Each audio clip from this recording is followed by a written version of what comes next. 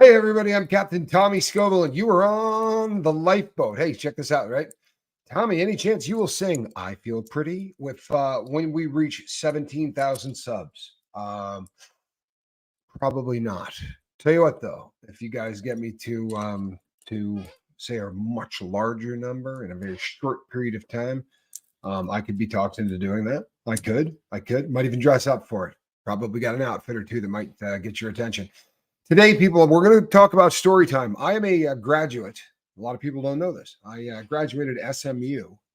Um, Sadly, that's not Southern Methodist University. This is a program put together in the Bureau of Prisons in the federal prison system. The SMU is the Special Management Unit, but there are sweatshirts and things that people make that say I graduated the SMU. The SMU's been almost disassembled. It has been watered down, right, as always seems to happen right around the time that me and my friends got through this program. Every lawyer in the world decided that this was one of the most inhumane things that they ever did to anybody, and they scrapped the program. Yeah, boy, is that there, Calhoun, you nailed it. Perfect. Okay, people, I'm going to take you on a walk down memory lane through the Special Management Unit and what really goes on inside this program. It is nothing at all in any way, shape, or form what they tell America. It's not what they tell the Congress when they extract massive amounts of money. I went to this program right here. That's the prison I went to. That is Lewisburg Federal Penitentiary in Lewisburg, Pennsylvania. That prison right there doesn't look like a prison, right? That prison shouldn't. That big guard tower you see, or the clock tower rather, that's jetting up out of the top of that thing. Yeah, not something you see every day on a prison. Doesn't make a whole lot of sense. Well, that was a exact replica of a French monastery that the guy who was paid to build this bought in another country. That fence you see around the outside of that prison that looks tan, when you get up on it, it looks far more pinkish than that in real life. But that is the longest freestanding wall to surround anything. That touches not one building. Now, that may not sound like it's important, but in normal prisons, the staff does not want to be trapped inside the prison with the animals, right? I'm not being mean to the inmates. This is something that the guards say all the time. When we got off the bus the first time at Lewisburg and noticed that every single cop carried a billy club, right, on his belt. This was really odd, right? That's not something. SMU stands for Special Management Unit. It's the worst of the worst. When you violate on another prison yard somewhere else and you do something that they deem just so freaking reprehensible that there's no way around it, then you get sent to the Special Management Unit. Sad thing is this, like what happens with everything in this country, they wanted more money from Congress and they wanted to open up a couple more of these special management units. Why? Well, the unions love them because the animals are locked down 24 hours a day. And when we leave our cages, there has to be 3 guards transporting every inmate. So when I leave the cell, and by the way, the cell is so pleasant, you cannot imagine, right? The cell's there. Now, this is a good one. That right there, the prison yard you're looking at, you see the mouse? Okay, that right there is where I lived. That is J Block, 2nd floor. Now, that thing that the cursor is on that looks very much like parking lots, those are cages. Each of those little white things you see is a cage that they're going to shove 6 guys into. The cage is not much bigger than the cells themselves, right? But they're going to shoehorn 6 guys into it. And when those 6 dudes get in there, it's like the Wild Wild West, right? And that was every single day. Sadly, as a white guy, I did not have a choice. It was mandatory rec. You had to go every single day. But everything you're looking at is inside that wall, right? Everything. So these people have to enter the prison inside with us. Not something most. So this really messes with the cops as bad as it messes with the inmates. This is a horrendous facility, and it's massive. As Calhoun traces the outside of this, I'm not sure you can get any idea of how big this is, right? By the way, in the 70s, the Beach Boys played at Lewisburg, right? Inside the prison. There is a big enough auditorium inside there that the Beach Boys came in and played, and about 1,200 inmates could sit in the auditorium at any given time. The chandeliers, which are unbelievably large, are made out of handcuffs. The handcuffs are welded together, and it's just this big, huge chandeliers. When you look closely, everything in it they're all handcuffs that have been. It's a very impressive building. It really is. They said that if you were to make it today, it would cost $1 billion. Inside those hallways are all Gothic carved stone entryways. The floors are all done in marble. It is an amazing building. Sadly, it's a prison. And because it was a monastery, it was never a good idea to build as a prison. There are very tight staircases, right, that go up and have 3 or 4 tier levels on the way up. And I cannot begin to tell you the number of people that were butchered in those stairways before they turned it into a special management unit. This is also where Henry Hill in Goodfellas did all of his time. And every famous gangster that ever came down the pike at that time went to Lewisburg. If you're from that part of the country, so the New York and the Philly mob and all of the East Coast gangsters ended up in Lewisburg. And oddly enough, they ended up on J Block, 2nd floor. That just was the luck of the draw that I ended up on that floor. But truthfully, everybody, and there is a distinction, because when you go into any other cell, if Calhoun, if you got a picture of that cell, pull it up for me. The cells in Lewisburg are not large, right? They are so small that claustrophobic people have a really bad time. Okay, that is so that door that you see open right there on the left. If you look at the glass, right, there seems to be a black dot right in the middle of the glass. You know what that is? That's a peephole that the guards can see in, but the inmates cannot see out. So this picture that you're seeing right there, every single unit has one of those cells, with the exception of G Block, which every single cell, 3 floors high, all have those. Those are because of, and I'm sorry, folks, but this is where we got to, right? That's because of what is called gunners. Gunners are people that stand at the window and pleasure themselves as cops or nurses or staff walk by. They're very often affectionately called freaks. Nobody likes them. And if you happen to do it as a white guy, they're going to kill you. Off topic. Sorry, new subscriber. Have you ever discussed the alcoholic binge drinker? Me. I have, Lisa, but you know what? We will talk about it again. I promise. Stay tuned. I promise you.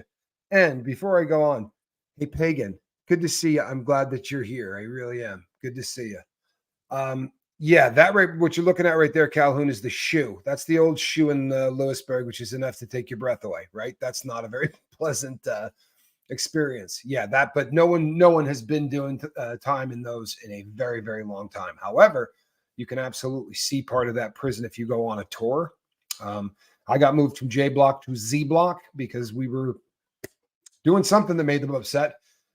So they transferred about half of our unit out of there. And because they thought I might be running a sports book, that's silly.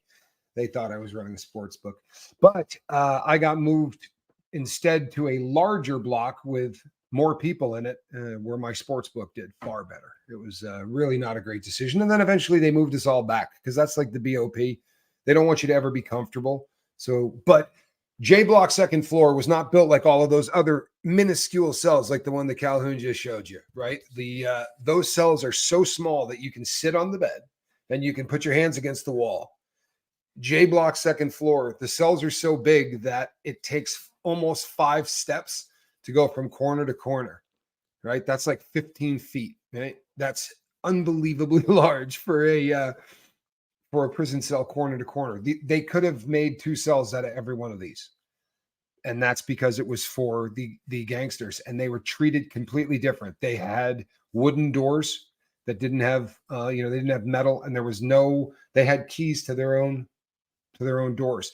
It was a very, very different time. When you see the scenes in Goodfellas where they show them all cooking. They said, mealtime was a big deal in the feds, right? And they're showing the guy cutting the garlic with the razor. They're showing you J Block 2nd floor, and the room that they're in is supposed to be representing what was basically a day room. Every one of the floors back in the day had a day room in it with a television set, and it was really kind of shabby looking. That prison is just really, really old, and it's falling apart. It's disgusting. The windows are broken out of it. There's no heat in the winter, and there's no air conditioning in the summer. The place is hell. It really is hell on earth. And the story, look, how I got there is really less important than the place itself, because this someday, there's going to be a class action suit where every single one of us that ever went through that program is going to get paid. I promise you it's coming, because what they did to us was this didn't happen in the 1950s and 60s. This happened, 8-9 years ago. And this is everything I'm about to tell you is the gospel truth. You're probably not going to believe half of it, but I'm telling you the gospel truth. And if you research Lewisburg, you're going to come across a lot of attorneys that were wanting to shut it down. That place was called the Lewisburg Project. These were all volunteer attorneys, and a lot of them were heroes. They just got letters from their clients. And, I'm sure every attorney goes, of course, prison's tough. I'm sure they're doing this to you. But they got enough letters from enough guys that got sent to the special management unit that people started to talk, because there's some really jacked up stuff that goes on in there. So I'm not kidding you at all. What I did to get me there was me. It's on me. I did it. I'm not complaining about that, whatever. I landed myself there, right? And the reasoning behind it, whatever, I struck a staff member and struck him well. So I got sent to this special management unit. And when I got there, I get off the bus and they said, is there anybody you would be comfortable living with? And I said, we're locked down 24 hours a day. He said, yeah. And I go, yeah, I know a guy from the yard that I just came from, right? They call him Stank. And he said, you know his real last name? And I told him, and he said, do you know that gentleman is black?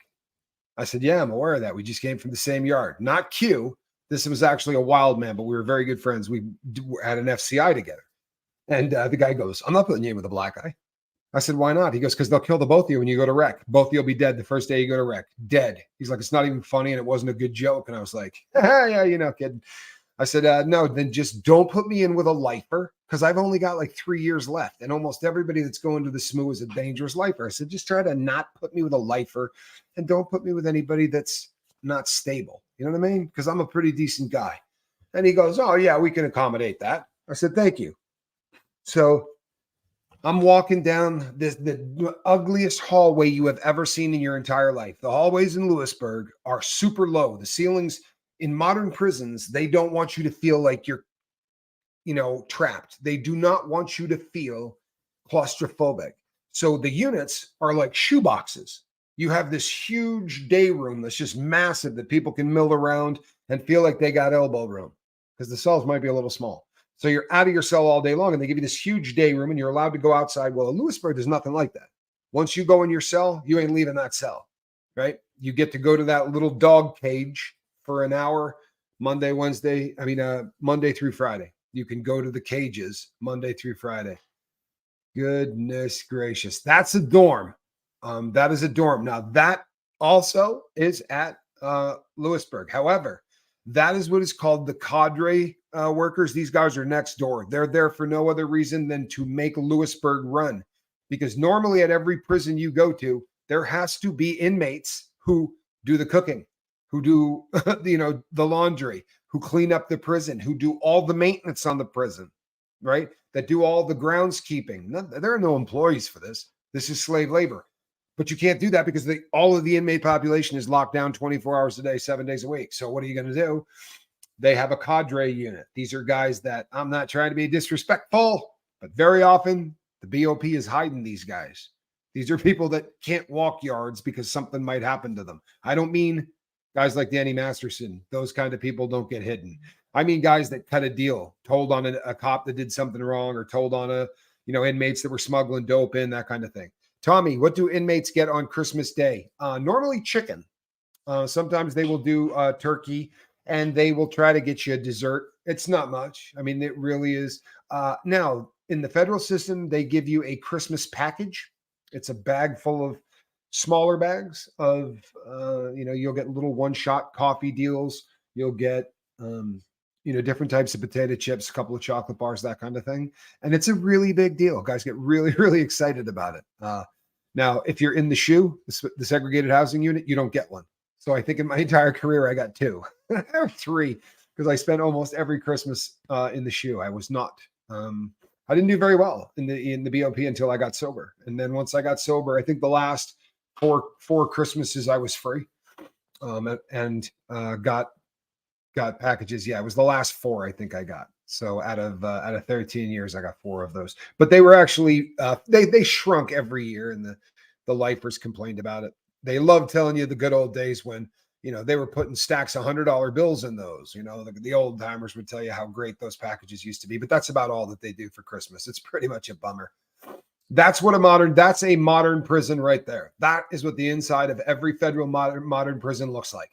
There's a staircase just like the one you're looking at on the corner where my face would be, right? So there's a stairway going up in both corners, an up and a down.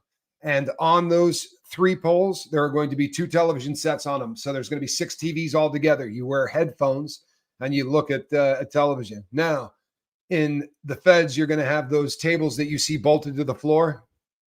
There's going to be, those are segregated tables. So that might be the white section, or that might be the black section. That might be the white TV or the black TV, but it is ultra segregated, and people stay within their race. That is not, again, that's not Lewisburg. See how nice and airy and open it is? Okay. Lewisburg are really, really long hallways that have absolutely no lighting in them. And they're maybe 7 feet tall, off for real. So if you weren't handcuffed, and we always were, with 2 sets of handcuffs, 2 sets, because they assume every person there can slip the handcuffs, and they didn't look like this, right? These are normal handcuffs like you would use on every other yard, and you can go like this. So when your hands are together, you got a little bit of room. The cuffs they use in Lewisburg have a rock hard piece of rubber in between the cuffs that hold them stiff like this. And they put 2 sets on, so that if by some chance you can slip the first set, you are not going to be able to slip the second set. And all you hear for 18 months is this sound, right? Because they are always cuffing somebody or uncuffing somebody. If you go to the shower, you got to get cuffed at your door. You got to go down, uncuffed to get out of the shower. Then you got to cuff back up, come back to your room, uncuff. We sat one day and tried to figure out how many times you were going to get cuffed in the course of a trip to the SMU. And it's staggering. Like, you end up with marks on your wrist constantly, because you are not allowed out of your cell if you don't have 2 sets of handcuffs on. If you're going down the stairs, they want you to do it backwards. The only time that changes is during rec, because during rec, there's a person directly in front of you and a person directly behind you, but there's cops holding you. So that's like an assembly line. But if it's just you and the 3 cops, you got to back down the stairs with your hands behind your back, right? And there's a dance you got to go through before you get handcuffed. When you show up, you step outside, and so you step into the hall, you're already cuffed. You can't there. You literally stick your hands through a hole in the door to get cuffed, right? Then they open the door and you step out. There's never a period of time where you're out of your cell not cuffed. So when those cuffs go on and you step out in the hall, they go left foot, and you lift it up off the ground, and they take this wand that tells you if you got any metal on you, looking for weapons, and they wand the bottom of your feet. They do all that. Then they go up the other side, and every convict in the world who has a knife puts it in their belt line in the back, because that's also right where their handcuffs are going to be laying. And that's going to set off the metal detector within 8 inches in any direction. So every time it goes by your hands, it goes dee, dee, dee. So if you take the waistband of your pants or your jumpsuit and you cut the hem, that's where usually the weapon goes into, because obviously it will always beep right there. But so everybody's got a weapon, and everybody's in a small cage. It's a terrible little setup. It really is. When I got there and they're walking me down this dingy, unlit hall, I said, "Hey, boss, do you know what cell I'm going? Do you know this guy?" And he says, "Yeah, you're going in with Taylor." And I will tell you this man's name. This guy is dead. I'm not protecting any, there's no protection for this dude's name. His name was Donald Scott Taylor. And he shot somebody on the 4th of July in an attempt to set up a massive crystal meth manufacturing and distribution system so that he could raise money for white gang members' families while they were in prison. So you get sent up the river and you're a solid white boy. Then this guy was going to sell a bunch of meth and give all the money to your family while you were in the joint. Sounds kind of noble in a really disgusting way. But he shot an old man, a really old man, who, by all accounts, didn't have an enemy on earth. And on the 4th of July, he shot this guy. And he did it to get a large liquid container full of anhydrous ammonia. In his court case, it came out that if he had bought the anhydrous ammonia, it would have been about $85 worth of it. But he showed no remorse. He went over about 5 days after he'd shot the guy and decided to mess around in the house and mess with the body. Nothing like bizarre or necrophilia kind of, but just sort of desecrate it. He was just a very, very odd dude, very sick dude. And when they turned on him, they being the white gang, he removed the swastika that he had on his arm with a razor blade. I was there. He took it off. I mean, took the tattoo and took it off. Then he took that piece of skin and put it in the window at Lewisburg and tanned it for all intents and purposes and then mailed it home to his family. Yeah. So I said to him, the cop on the way down, I goes, Taylor, a good dude? He goes, oh, God, no. I said, come on, man. And I'm thinking to myself, they probably do this to everybody, right? Because I'm not going to lie to you. When I got off the bus, they started scaring the crap out of me the second I got off the bus. And on that bus, if you guys happen to be into, if you're into the whole gangsta scene, there's a guy named Big Meech. You can Google Big Meech. He was on the bus with me when I got to the special management unit. We went through at the exact same time. I ended up at a lot of yards with that dude. For whatever reason, me and Meech seemed to hit all the same spots. But we were at Lewisburg at the same time. We got off that bus, and it was, I mean, you could hear a rat fart kind of quiet. And we're talking about stone cold killers, a whole bus full of them. And we got off that and looked at this thing, and the guy comes walking up the stairs, and he looked at the bus driver, my right hand to God. I swear to God, this is the truth. He said to the bus driver, anybody on this bus give you any trouble? Who was it? He said, no, man, nobody on this bus gave me any trouble. I swear to you. And he goes, wow, all right. Because I was really looking forward to throwing somebody down a flight of stairs, right? We're handcuffed. We're shackled. Our hands are strapped to our waist. Now we're not just cuffed. These things go through a loop that's right here in the front of you, right? So your hands go through a chain loop. There you go, right in front of you, Calhoun. You ain't going nowhere, right? Now, they will toss you. There's Meech. I'll be damned. That is Meech right there. And if I'm not mistaken, okay, you see that corrugated metal building? Calhoun, does it say anywhere on that picture that he is in Oregon? That picture, I guarantee you, that picture was taken in Sheridan, Oregon, which is the last yard I was at. He was at that yard when I left there. And that metal, you don't know, that's old prison, right? Those metal corrugated things. I never saw that on any other yard. So I'm guessing that's probably where that picture was taken. But yeah, he was on the bus. Everybody was respectful because we were terrified. I'm telling you, the place was scary. We pulled up. I mean, we were giggling on the way there and all that. But nobody was messing. Meech is big. Meech is yoked up. I'll tell you what, Drews Marouche, he doesn't look friendly. He is a very, very friendly dude. Honest to God, he is. He is a very friendly dude.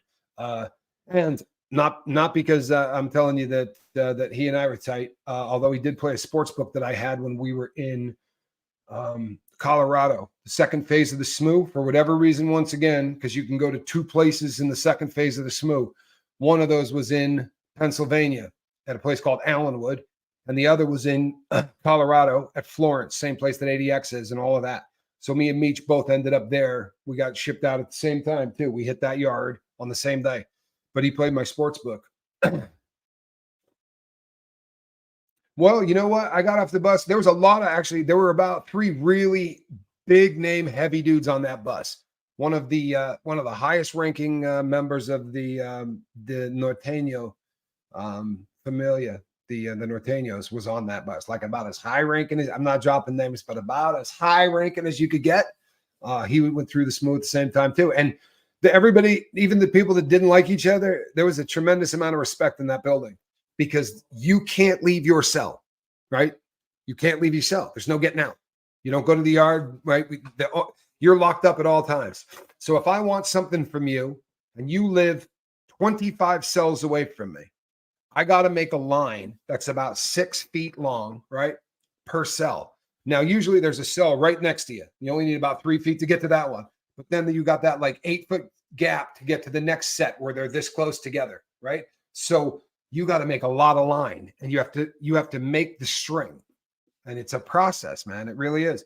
You take apart a towel and you take the fine little strings from the towel and double them up and you spin them in one direction, put them together and spin them in the other, just like you would make climbing rope.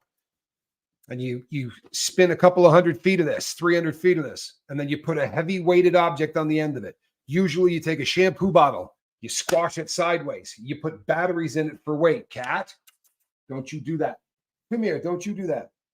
She's getting ready to shred very expensive. Get over here. I got really beautiful blinds, and the cat wants to always, like, she's got that look. Hold on, people. There you go, you little snot. It's not easy living with a diva. Okay, sorry. So you take a shampoo bottle and you put the small batteries, the AAA batteries in sideways. So that's what the car is made of, about 6 of those batteries deep. And then you go like this. And you throw it under the door as far down as you can, but you're never going to throw it 26 cells.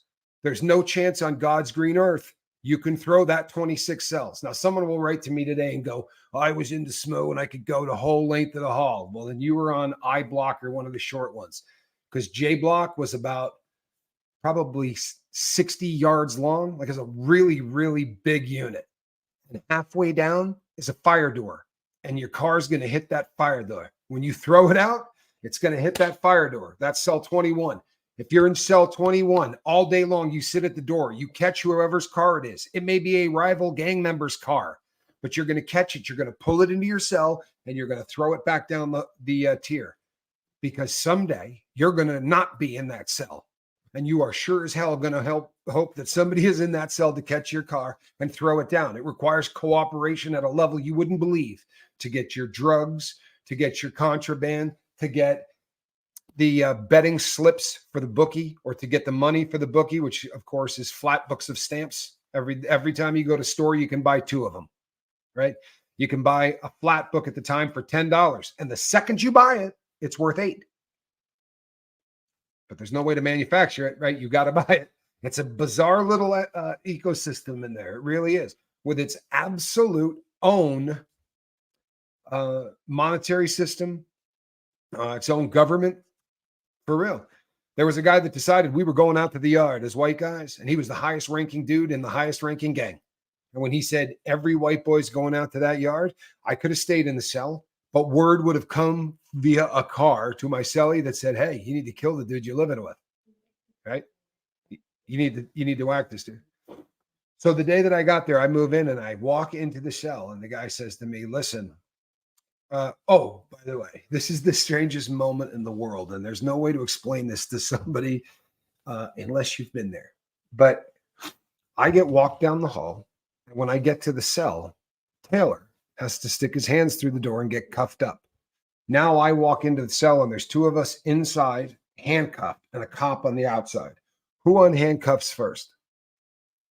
Because if I unhandcuff first and I decide I want to kill him, I could probably do it before the cops get in there, because the cops aren't coming in until they got backup.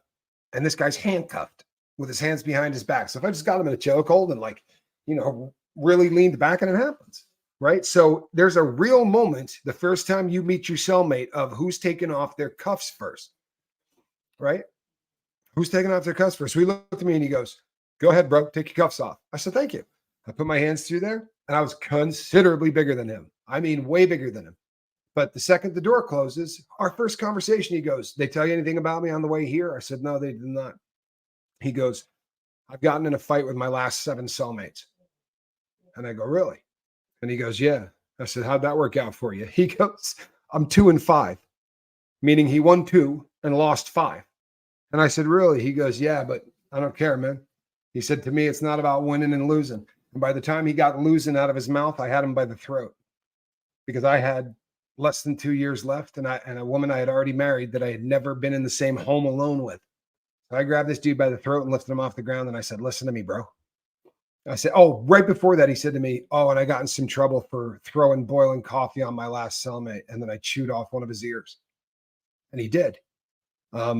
He had all the paperwork, all of the write-ups. He had everything, man. He had done this more than once, chewing off people's body parts.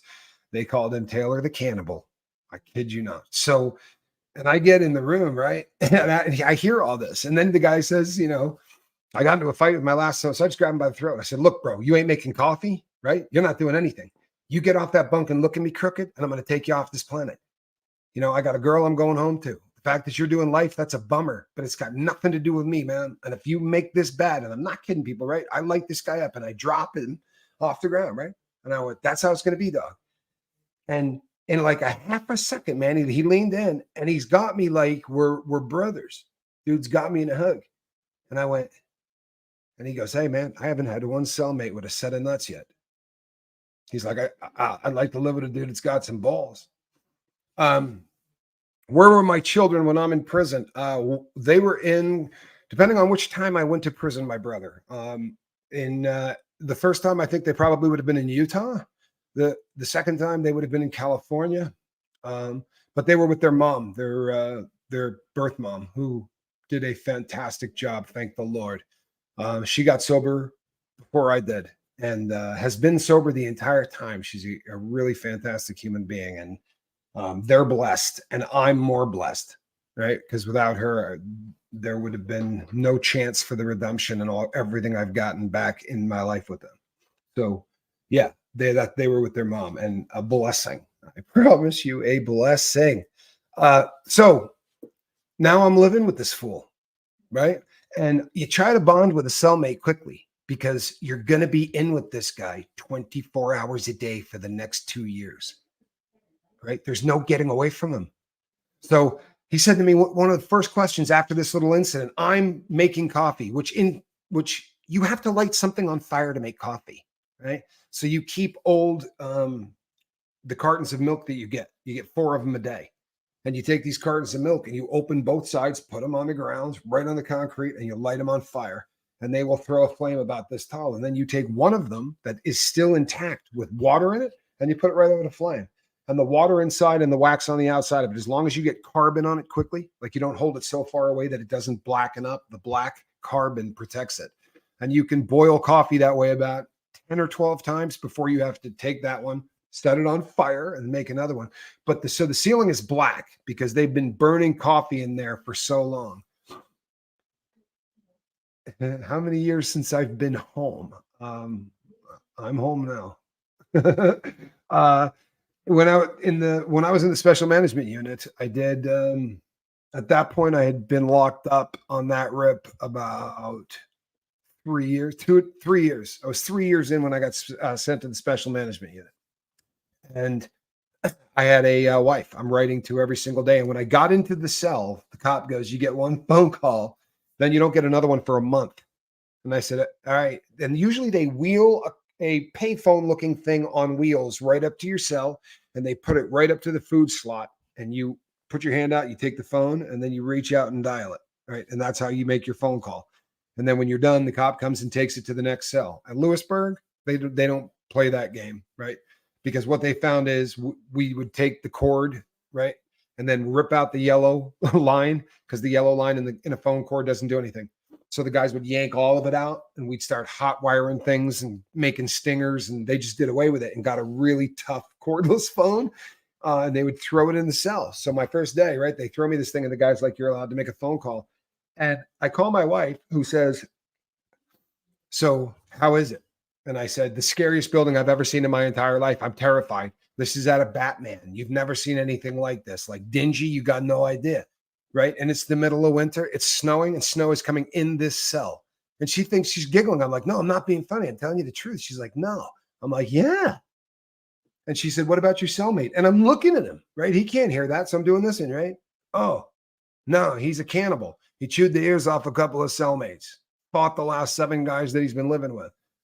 No, I don't think that's funny. I'm stuck with this guy for the next 2 years. There's nothing funny about this, but I'm serious. That's who he is. I said, and he says he really likes squirrels, because the first thing he says to me is, hey, do you like squirrels? I said, you mean like, and my cat just looked at me. But I said, I've never really thought about it. He goes, I like squirrels. So we got him pictures. My wife would send in pictures of squirrels. She sent in a picture of Hannibal Lecter, which he would put in the window when he was using the restroom. He was so happy to have a Hannibal picture because everybody called him Hannibal Lecter. I bonded as much as I could with this lunatic who's no longer with us. because while I was there, he picked a fight with a guy and he badly hurt this dude by chewing on him. And this dude was a made man in prison talk. He was a member of a white supremacist gang and a fairly decent, high-ranking one. And this kid, who was a third of his size, because Taylor was not a big boy, managed to terrorize this guy and chew his ears off and all kinds of other things. And you know what they did to the guy that was victimized? They put him in restraints like the ones that Calhoun showed you earlier, where you're literally shackled like this, except they use leather restraints. So it looks like Frankenstein, right? Like those kind of leather restraints. They even have what looks like white, like sheepskin or lambskin on it to make it a little easier on your wrists. It's actually kind of pleasant as far as restraints go, but you're shackled to your waist. And if you buck the system at Lewisburg, if you say, I refuse to live with a guy, like I'm not doing it, because they can't physically force you into something. If you say, I'm not doing it, they'll go, okay. And they take you to the shoe and they leave you in restraints. And the guy that Taylor chewed on had been in restraints for like 9 months. You can look the case up. It's really a famous case with the whole Lewisburg project. Guys that were every guy that was in the hole was living in shackles. Try eating that way, man. I've done it. Now, you want to hear horror stories? I get moved over to Z Block, as I told you. And one morning, the guy across the hall, I don't know how to explain this, but you know when something's not right in prison. There's a feeling that you get, and everybody gets it. I don't know. There's no way for me to make this make sense. But Taylor says to me, the inmate who killed Dahmer is still in jail. Yes. So no, sweet liberty. It gets so much worse. So I'm in Z Block, right? And the pricks have turned the heat up in the shower so hot that we no longer have to burn anything to make coffee, but we can't take a shower. You can go over and hit the shower and go like this and catch the water, and it would make coffee hot enough that it's difficult to drink. We complained forever, and it took about 4 months before they could turn the water cool enough that you could actually take a shower. During that time, we bird bathed because the water in the sink was cold, and that's how we washed. And you just got to live with it. There's no other way around it, right? But this morning, there's something wrong, right? And Taylor's like, yeah, I feel it. He's like, honestly, I said, are guys planning on rioting or something? It was quiet, and it was just weird. And there were clicking sounds. And well, the guy across the hall had a plan. And when the nurse came to bring him the pills for the day, the pills are sealed by the Bureau of Prisons in blister packs, right? All your pills come in this thing that you just pop out for the day. It's actually, I can tell you a funny story later, but these pill packs have got all of your pills for an entire month on them. And they're on this little rolling thing that looks like a book cart. And the male nurse who was working that day comes by. He's got his doctor's lab coat on, and he's hitting everybody. And he came by. He goes back and forth, like zigging back and forth. So he had just hit our cell, given my stuff, my cellmate his medicine. I have PTSD, to be sure. Thank you so much, Noise Opera. I appreciate you. Oh, I have PTSD for sure. I'll get to it. I absolutely have it. So the guy across the hall, after we got our stuff, he goes across the hall, and we're not looking across. We got no reason to, but you hear a thump, really loud sound. What had happened is the guy across the hall, who's an animal, right? The guy's an animal. He had collected excrement and urine and mixed it into a slurry of foulness. And he threw the cup of feces and urine on the cop, right? After slurring the stuff, on the nurse. And these aren't cops. They don't carry billy clubs. They don't even have handcuffs. They're not bad to anybody. They come there in the hopes of letting something good happen in your life. They're the only people that seem to care. And he throws crap all over this guy. And the guy said, I hear the guy said, it's my last day in this shithole. I'm never coming back. And he didn't. This incident ended the guy's career. But once he threw the crap on him and the guy backed up like this, all like horrified, the hands went out and grabbed all 3 racks of the pill cart, right? Spun the pill cart around, right? Because you could get them from both sides, but they're angled open on one side and closed on the other. So he spun the cart around and just started pulling pills in as fast as he could. Now, this, people, is what we call in prison speak a dope fiend move, right? This is a stone cold dope fiend move. because he's doing this for the buzz he's going to get before they come in that cell and beat the ever-loving crap out of him, because this is Lewisburg, right? This ain't a normal prison. So let me tell you what happened to the guy across the hall. They go in there first, and as soon as he did it, they drop a towel, right? And it covers the glass. They do not like not being able to see into a cell. They go postal. So they show up and they start going, hey, take the covering off the glass. Take the covering off the glass. Once they start that process, it takes about 45 minutes before the guys show up looking like the Teenage Mutant Ninja Turtles with the pads on their wrists and the big helmets with the face shields. And they got these shields to keep the guy from spitting or doing anything else, in theory. What it really is it's a big taser. The whole front of it is metal. And when you lean in to push it or whatever, they tase you with it. It's very unpleasant. It's a very unpleasant thing. And yes, I have gone through this process. At one point, every white guy had to do it to prove he was down. So we all had to be cell extracted. It's a terrible process. But this dude, so he's in there that whole time, snorting everything he can, eating everybody's pain meds, like everything he could do to get messed up. Now, when they go in about 20 deep. And when they took him out of there, it was already like beat. It was obvious this dude got beat. So as I said, they moved us back over to J Block. When they did, as they're walking us in, they have a 4-point restraint. It's an open cell. It's got no door on it. And it looks like a cross laid down on the ground made out of concrete. And you get put on that thing like this, and they handcuff you down, and your feet get handcuffed, right? And you're not going anywhere, and you're face down. They left that guy there, and you're not going to believe this, but I'm telling you the gospel truth. They left that guy there for 2 weeks. For 2 weeks, this guy went to the bathroom right where he was, right? Right where he was. They would come and go like this and put a food tray underneath him, right? Put a cup with a straw, and that dude laid there for 2 weeks. And you got any idea what you've seen a baby with a diaper rash because you didn't change a diaper within the split second you should have and left the kid a little longer? You know what 2 weeks did to this guy? And the marks on his ankles and his wrist from being handcuffed down like that are never going away. Like the marks he had on his wrist are going to be there for the end of time. And when he came out to the yard, he came out like, like he was something. And it was like, yeah, man, they were not going to break me. And the white guys were like, you're an animal, dude. You threw crap and urine on a guy. Why do you think that they treat us the way they do? For real. You threw feces and urine on somebody so that you could get high. Why do you think they treat us the way that they do? I mean, how many incidences like that does it take before somebody thinks every person in there is a piece of crap? Like, you can understand where they're coming from, can't you? You can understand why they hit people with billy clubs, and they do. Wild stuff, to be sure, Andrew. So I get there. I'm brand new. I'm going outside the rec for the first day. And I get out to do my dance, right? And I'm shackled up. And he's like, right foot. And I put my right foot up so he can wand the bottom of it. Left foot so he can wand the bottom of it. And then as I'm standing there waiting for him to do it to my cellmate, he takes the billy club out and he hits me in the back of the knees, exactly where your knee bends. And he did it about as hard as you could. It looked like the scene from Dumb and Dumber, where he just went whack and hit me in the back of the knees, and I dropped to the ground. Then try getting up from the ground with your hands, behind your back, handcuffed, and no room to move. No room to move.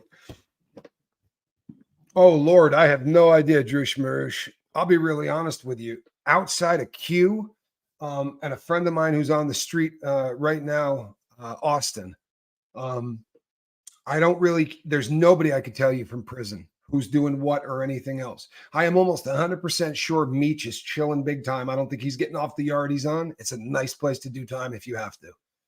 And you know what? He got sent. Listen to this. This is a true story. Meech went to the SMU without a write-up.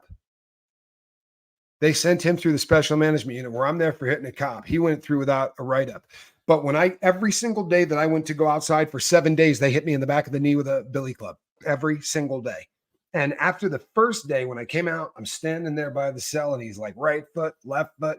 And I looked at him and I said, hey, boss, can you tell me what I did yesterday to make you angry so that I do not do it again? He goes, no, you're good.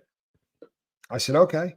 And when they went to wand my cellmate, he hit me behind the knees, dropped me to the ground again. This happened for 7 consecutive days, which is not a week. in there because Monday through Friday is the only time you get to leave the cell anyway. Saturday and Sunday, you're locked down for 48 straight. So it was Wednesday, right? So, and I said to my cellmate, I'm not going back outside. I'm black and blue behind my knee, and I can't take it and hit there again. And he goes, if you don't go out, I'm going to have to attack you. Then you're going to beat me, right? You're a lot bigger than me. He's like, but I'm going to bite something, and man, you got to go out. And I said, all right, man. I went back outside, and as he's taking he hit me behind the knees, right? Same crap, but he's walking me back up. I get up the stairs way before my cellmate does, right? Because you have to have 3 cops to take each person. So they have to uncuff the last guy and come back down. So a lot of times you could be in the cell waiting handcuffed for 4 minutes before your cellmate comes up because they got to get 3 more cops to escort. So I'm up there with the cop, right? I should just drop his name. I should, but I won't. Starts with an S, and you know who you are. Big, thick dude. I ended up being very good friends with this cop, no joke, as far as you could be as an inmate.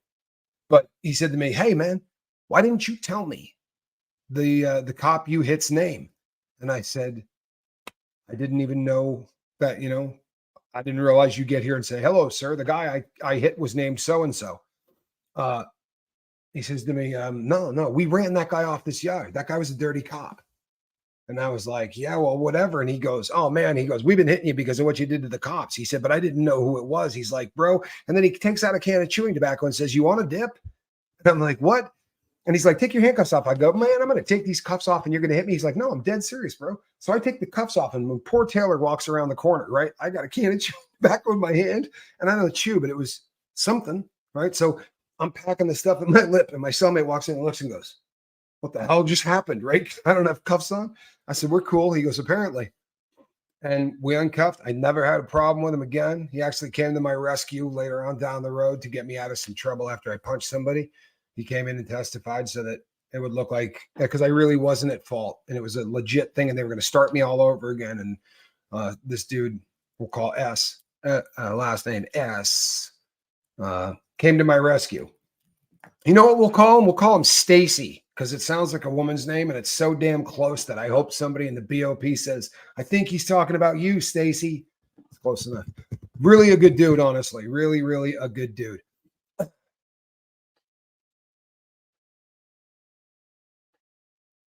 Yeah, this is kind of an interesting point, to be honest. Will Masterson be treated like a celebrity in prison? I guess that all depends on how you view being treated like a celebrity.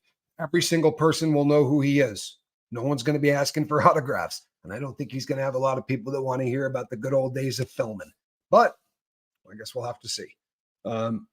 It's not going to be the kind of notoriety that he's going to want, because he's considered the scum of the earth. And beating you for hitting a cop was not wrong. Fascinating. It's really about knowing who's in control, and that's it. It's disgusting what cops get away with. Well, one day he says to me, right, and he called me Rocco, right? So he goes, Rocco, man, you don't know the weekend I had. I said, what's up, Stacy? And he goes, well, he says, I'm in the grocery store. I'm getting ready to leave. He goes, and a guy pushes in front of me. He goes, he's got only 3 things in his hand. He goes, I had a full cart. He goes, but I don't let the dude go, right? He goes, but the dude literally pushes on the cart, right? And then called him the B word, man. He was like, look, dude, I got 3 items, bitch. You don't say that in prison. And this cop has been working at Lewisburg for 35 years, 30 years. This guy's a lifer. And so he snapped on the dude, and he grabbed the guy by the throat, shook him around a little bit and said, what'd you just call me, fool? What did you just call me? You want to go outside? He goes, and I got in the car, and my wife looked at me and said, what the hell is wrong with you? What just happened in there? And he said, Rocco, he goes, I'm a convict. He said, I can't quit working here.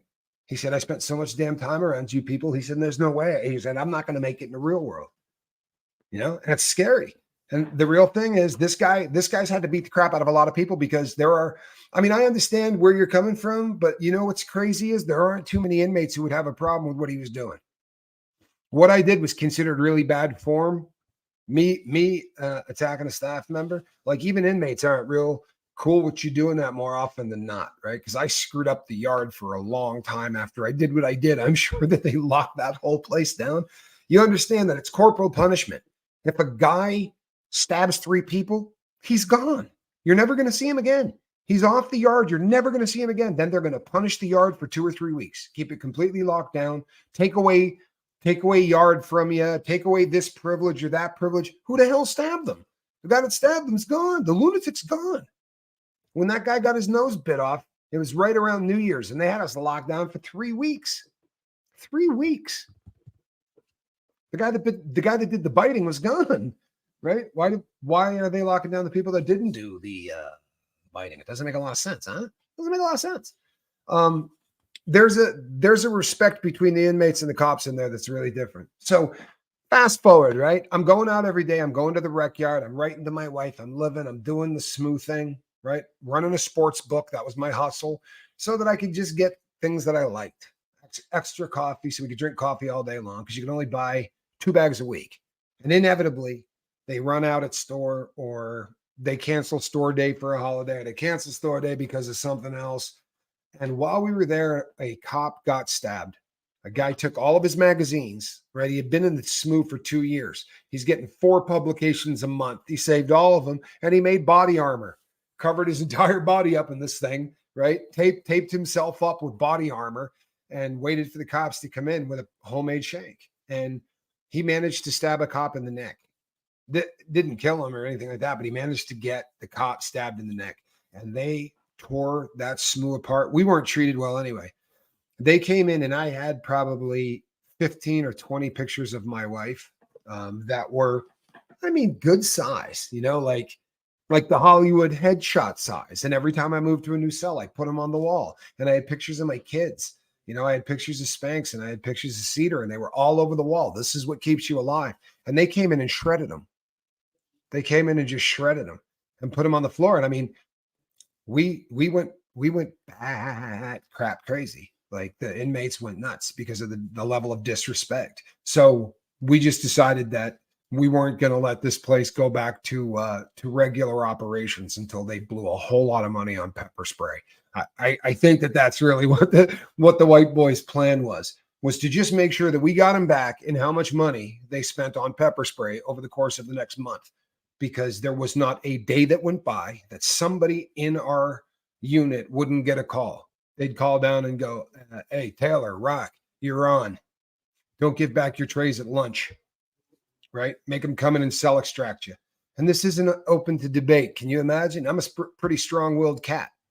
But to try to get out of that place alive, you go, okay, all right, I'll get the crap beat out of me. I'll get gassed. I'll get hit with a billy club. I'll go through all that. Why? Because that idiot down the hall said we have to. Makes a lot of sense, right? But it gets worse. So after all that happens and we go through all this crap, football season rolls around. I've been in the SMU now. I'm a veteran. I've been every 21 days I have moved, and I have been there a year and a half, give or take. And we're back in football season. And there was a cop that worked there that was about 7 feet tall, 7'2", really tall cop, and he had been there forever. So every time he'd walk me to out to the yard, I'd say to him, got any good mafia stories? Because he used to work J Block. He said, I've been working J Block since my career started. I said, tell me good mafia stories. He goes, I'll tell you this. He said, in the 70s, you looked out in the parking lot and every single car in it was a Cadillac. He said, every employee at Lewisburg drove a Cadillac. He said, and then they cleaned it up. But the mob used to own that building. And they really did. They used to own that building. And every famous gangster that ever lived went through it. But those days are over, right? Like, there's no special treatment for anybody at Lewisburg. I assure you. In the movies, they talk about it, and the old timers said that that's a fact. But one day I saw this 7'2" tall guy walking with an inmate who was under, I'm not kidding you, under 5 feet tall. Now, under 5 foot tall guys, they exist. You don't run into them very often in prison, right? And you don't run into them in the worst prison in the world, right? Like in the 1% of the 1% of the 1%. If you take all of the inmates in the United States of America, the whole inmate population, 1% of them are federal inmates. And then 1% of those federal inmates, right, get sent to the special management unit. So it's basically the worst of the worst of the worst of the worst, right? In theory. And here's this little dude, and he spoke Spanish, and he played my sports book every day, and he ran a store where you could buy 3 candy bars from him, and then you'd owe him 6 on store day. So I bought stuff from him, and we did business back and forth. They called him Chihuahua. The white boys called him Chihuahua. The Mexicans called him Zombie. And I don't know what that was all about, but that was anyway. So Chihuahua was directly across the hall. And I mean, like this, almost completely lined up window to window. So I can see in his cell. And he was just, I always had a smile, kind of a nice dude. And I was listening to a football game and I heard, and it just, you knew there was a fight. Like there's an unmistakable sound of fist or knee or something hitting the head, right? It makes a sound that is very, very unique. And we jumped off the rack and ran to the window, right? You wouldn't do this in a normal prison. In a normal prison, you ignore any violence because you don't want to look like you're bringing attention to it. But we're in a hall that no matter what's going on across the hall, they're not going to see it for 35 minutes. They walk every 30 minutes, right? So it's going to be a good half hour before they see this dude, 25 minutes maybe. But his cellmate was my size. He's about 6'2", Mexican guy, heavier set than me, probably was 260, 270. And he proceeded to stomp Chihuahua to death. And the noise was god awful. And I said to my cellmate, I turned around and I put my back against the cell door, which is what you do when you're going to kick the door with the bottom flat part of your foot. Makes a very loud sound. And it's the only way that you can kick a door without hurting yourself. So you grab the wall and you put one foot up and you just go wham, wham, wham, and it makes a lot of noise. And I was getting into that position and Taylor went, "What are you doing?" I said, "I'm going to kick the door. This guy's, they're going to kill this dude. He's dead, right? The cellmate's going to kill him." He's like, "You ain't kicking that door, bro." He said, "If you kick that door, I'm going to have to catch you, right? Not today, but when I go outside direct, they're going to say a white guy just broke up a Mexican fist fight, right? In the special management unit, it would be a death sentence." And he's probably right, right? But I didn't kick the door. I wish I had, but I didn't. And this is the cause of my PTSD. So when we talk about my sleep being an issue, I can get to sleep. Oh, he killed him. Yeah, he killed him. He stomped him to death while I listened to it. And my cellmate said to me, "Turn the volume on your radio up, bro." Right? I was listening to a football game because I had a sports book and I was what we call sweating in the game. Right? I was very stressed out because if this thing goes wrong, then I'm in deep trouble. Right? It's the end of the game. So I'm listening to this game and I'm stressed out. He's like, "Put on the radio," because no matter how loud I turned that game, you could hear this dude getting killed. And so I put on the radio and I put it as loud as I could. And I walked to the window and I stared out. The windows are about 9 feet tall, really super tall windows. And you can roll them open. So I opened it and I put my face up against the mesh. And Taylor had his face against the mesh next to me. And we just had our headphones on and we're trying to not hear it and not see it. And because, yeah, I mean, realistically, I probably could have got the cops up there. I don't know whether or not I could have saved the dude. And I will never know because I didn't have the nutsack to do it. If you just want to know the truth, came right down to courage on that one. And at that juncture in my life, I wasn't courageous enough to intervene on that one. And this is my PTSD. This is my CPTSD. And I've told the story before. Did a whole show on it. I think the name of the show that time was "I Watched a Man Die and Did Nothing About It." And it's kind of clickbaity, but it's the truth. And I'm not going to clickbait with the same title. I did a hell of a lot of views the last time I told this story. But you know what? It's fairly unpleasant as far as stories go. But it is a hard position to be in. There's no winning in that, sadly. There's no winning in that. And I know that. And I've been through a crap ton of therapy. And, I have. I've been through a ton of therapy on this. And you know something? It's, again, the guy dies and you go, "You're such a nice dude." I traded candy bars for gambling tickets, right? I give him $8 credit on 14 parlays for chocolate bars. This guy, for all I know, is the world's biggest dirtbag. And since he was not in my particular car, he could have had a messed up charge with the guy he was living with. These were not gangbangers. Before a Mexican gang gets angry at me, these were not gangbangers. And because of the fact that they weren't, they fall into a unique category in the SMU, and there's nobody to police them. So for all I know, the guy could have had bad paperwork, and that's why he got killed. I don't know. I don't. But the guy that I am today would have kicked the door, right? And they would have had to put a much bigger cellmate in there to hurt me because I could have taken Taylor and 3 guys that looked just like him. But eventually they would have found that guy, right? Or I would have spent the rest of my time in shackles. And that, by the way, would have been called checking in. And once you check in, you're done. It's the end of your career in prison. It means everywhere you go to the hole because you can't walk a yard. And not being able to walk a yard, as bad as that sounds, would be worse than being in prison. For real. It just means that you're in the shoe and everybody you meet tries to hurt you. That's all that means. Right. Once you're a checkout, you're done. You're done. You're done. So yeah, I survived. Sadly, I have really horrific nightmares. And in my dreams, it's not Chihuahua getting stomped. Some days it's Spanx, and some days it's his sister, and some days it's my brother, and some days it's whoever. But it's just an unpleasant thing. So falling asleep's not an issue. Waking up screaming or waking up having a bad time is an issue. And the mellow vibes, the cannabis thing, I'm sorry, it's done wonders for me. Not had a nightmare since I started eating them. Probably will continue to do so. I don't eat them during the day, and you need to plan where you eat them. These are the 2-to-1 or whatever with active something. I don't know anything about cannabis anymore. I used to just buy bags of it. This stuff's way different. But the guy said, he said, what is it you're looking for? I said, supposedly there's something that you got to kind of plan where you eat it because you'll be asleep in 15 minutes. He was like, know what you're looking for. And he took me to this. And I thank God that I got it because this affected my life in a very big way. It's just affected my life in a really big way. There's something about nightmares that are really, really, if you start worrying about going to sleep, 3 to 4 hours before you go to sleep, it starts to encroach on your life. Right? It starts to really mess with your lifestyle. And right back around Thanksgiving, I was at probably an all-time high in terms of really struggling with this. And I was getting no sleep. I'd fall asleep, but every time you get to the dream stage, it would be like, and I'd wake up and look at the clock and I'd be like, you know what? I had the nightmare at midnight. I could probably go get 6 hours of sleep and actually, do well.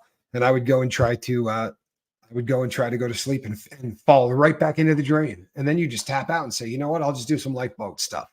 I'll answer some emails, or I'll do some this, or I'll do whatever. And it is what it is.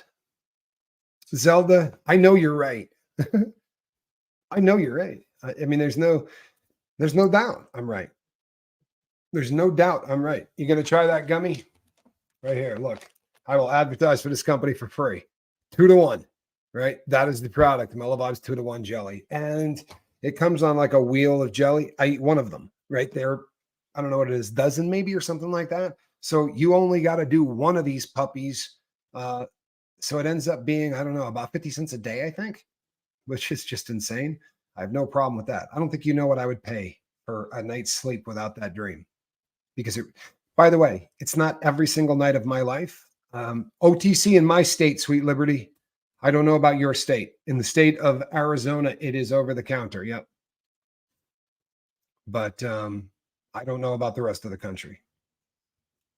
Check-in means that you go to the cops and you say, I cannot make it. And here's the scary thing. When we went to the SMU and we got off the bus, they put you in a cage, a mesh cage about this big. You take off all your clothes and you stand there naked in this cage, right? And there's one next to you and next to you and next to you. And everybody just stands like this, waiting for your turn to get processed. Terrifying. Not like any other thing that happens in prison. It was really, really bizarre. But I'm standing there in the cage waiting for everybody to get processed. And they go to a guy about 4 cages down. And the guy's whispering to this cop. He's like, hey, man, listen. Hey, man, listen. And the cop's like, you need to speak up, bro. I can't hear what you're saying, right? I'm not trying to dance with you. What are you saying? He goes, I need protective custody, right? Checking in, right? Saying, you got to protect me. These guys can hurt me and I can't walk a yard. And at Lewisburg, the guy said to him, protective custody. What exactly does that mean? I'm not kidding you. And now this dude told the whole place that he's got bad paperwork, right? He told the whole place. He goes, I need protective custody. And the cop was like, yeah, we don't do that here. I don't know what the hell you're talking about. We don't have protective custody, right? Go in there and fight your cellmate. If it doesn't work out, we'll find someplace to put you. That is, it's not medical 420. You can buy it over the counter. So here it's a recreational 420. There are states that this is used for prescription purposes, but here it is not. It's worked beautifully. And your question is, how will Danny M ever survive this? Well, that's an interesting question, isn't it? I'm going to be honest with you. Lewisburg is not a normal prison, right? You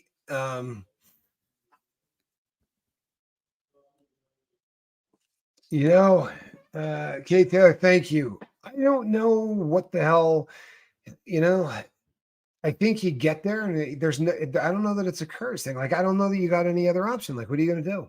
Right. I found myself going when I was in the shoe and everybody else, like guys are getting busted for dope or whatever, and they're getting shipped to a new yard. And they came up and they're like, I said, how I've been here a month and a half. Am I gonna get shipped at some point? She's like, we're putting you in for the SMOO. And I was like, SMOO? The hell's a SMOO? And she walked away, and the guy that was in my cell with me, he's like, you know what a SMOO is? I said, no. He's like, man, that's Lewisburg, brother. Special management unit at Lewisburg. He's like, it's hell. You're going to the worst prison in the BOP. And everybody's a jerk. I'm like, sure I am. And he's like, no, bro, you're going to the worst prison in the BOP.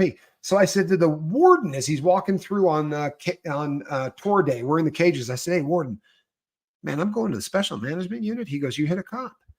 I said, all right, but so I'm going to Lewisburg? He goes, no, man. He goes, there are SMOOs and there are SMOOs. And there was one in Yazoo, Mississippi. And he goes, you're going to go to Yazoo, brother. I said, yeah. He goes, yeah, you and Stank, who was a guy that I knew, and we used to clown around a lot together.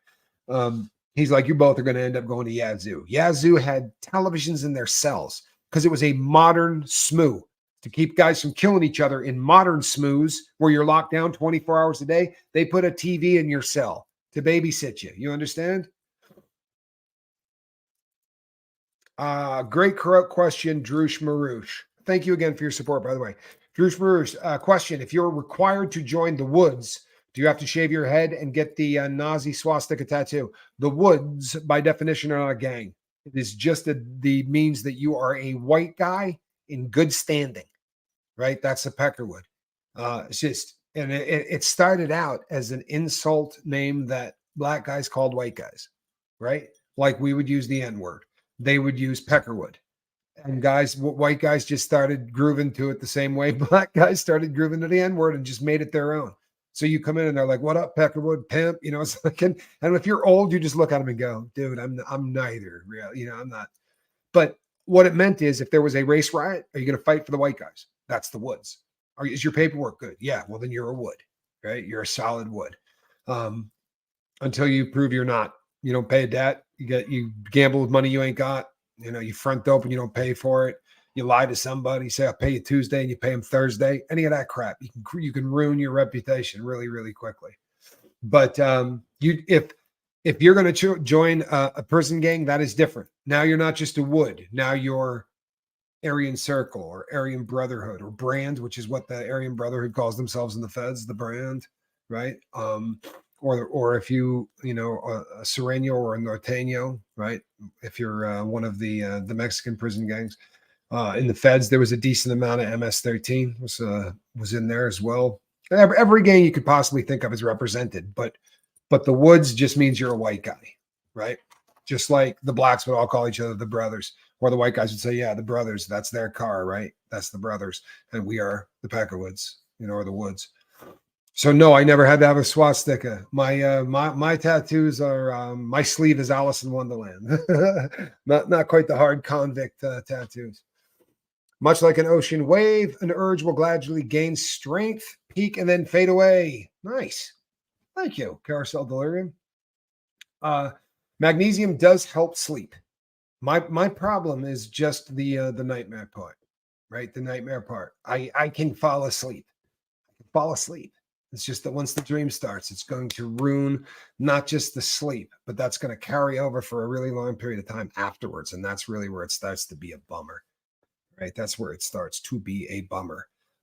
So when you get to the second half of this program, so all of a sudden I am there. I have made it 18 months. Now keep in mind, the guy that was there in the cell before me, Taylor attacked.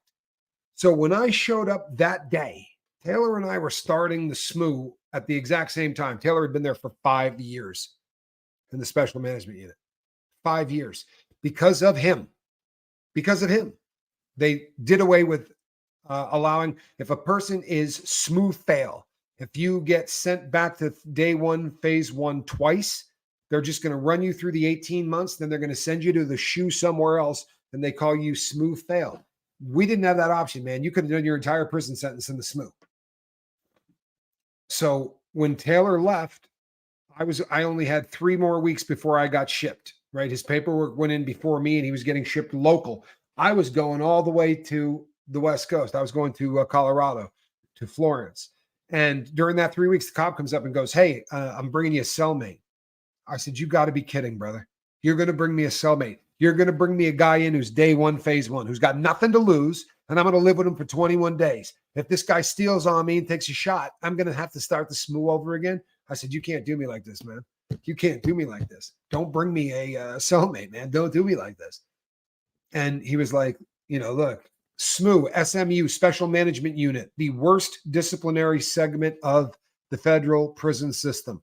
The only place worse you can go is the ADX. But that's based not as much as what you do in prison as what you did before you got to prison, with exceptions, but for the most part. Capiche? Everybody make sense? Well, thank you. It was funny. There were other things I was working on that I was planning on doing some shows on, and there's a couple of other things that I've been researching.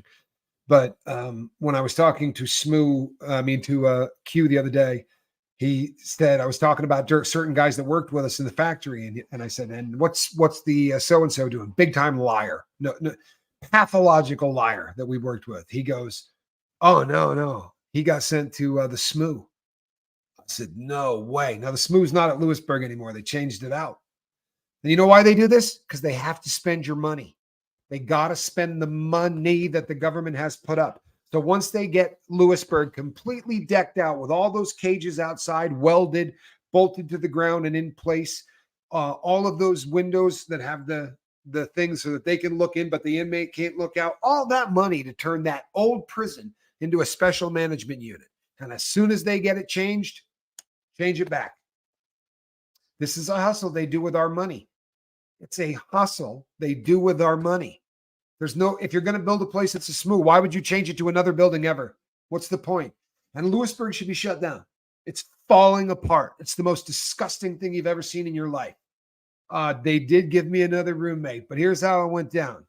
The warden finally says to me, look, Rocco, I got a deal for you. I said, all right, what's the deal? He goes, I'm going to bring you 4 people's paperwork, right? Everything you ever wanted to know about an inmate, what they've been written up for, right? What their write-ups are, if they ever got in fights with their cellmates, all this stuff. He brings it, shoves all of it under the door. I sat there, went through all of it. And one dude was in there for selling steroids, right? And that's how he got to prison. He was a guy that sold steroids, and he had been violated. He had gotten out, gotten on probation, and violated his probation by going to Mexico. Thank you so much, Ann. I appreciate you. I really do. Tampa B man, I hear your voice when you're not even around. Oh, and it starts. That's how it starts, Tampa B. That's how it starts. It's all bad now. No, you know what? I think Squirrel feels the same way, but my voice just knocks Squirrel out. Right, works for her.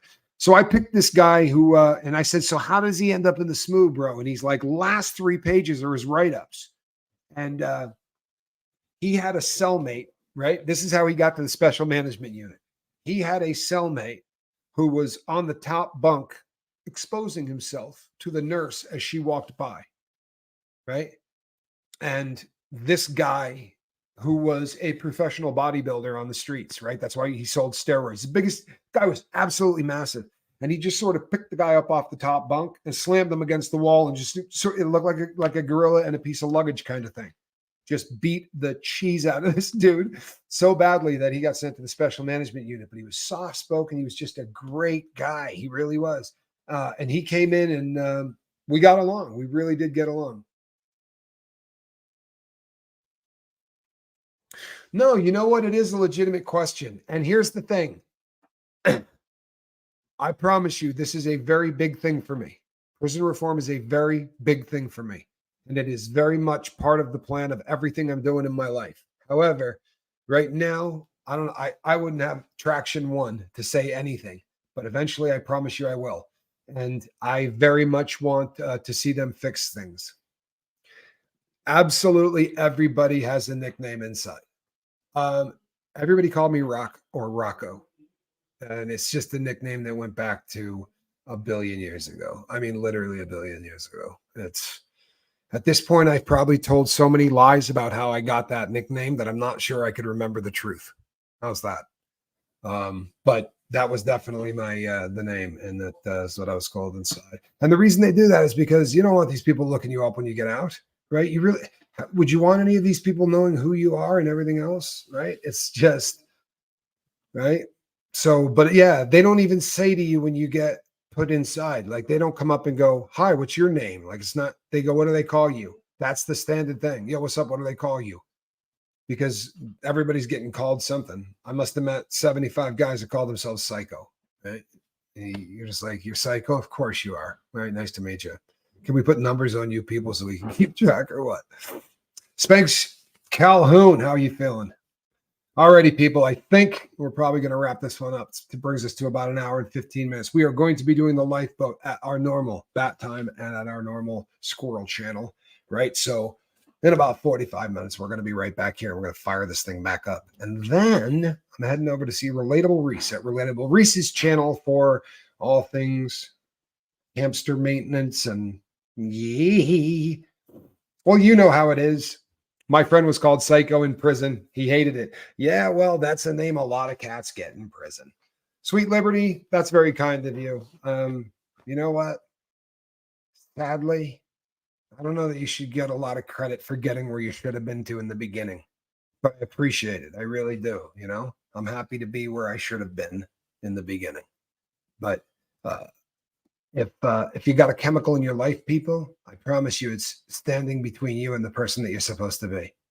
If you got a chemical in your life, it is going to keep you from getting to your potential. And there's no way around that. I promise you. And here's the other thing. If you're not putting pen to paper every single day of your life and you think you're going to get to where you're supposed to in life, you won't. When's the last time you wrote something? Because that journal is where you're going to work out things that you can't tell anyone else on the planet, right? That super introspective stuff that makes you sick to do only really works well in a journal.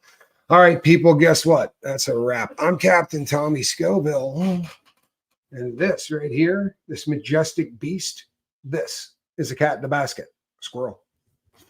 She runs the boat. And on the other side of the glass, looking festive as all get out. Will you look at that? Look at him. All right, everybody, I am off. See you on the next one. Bye-bye.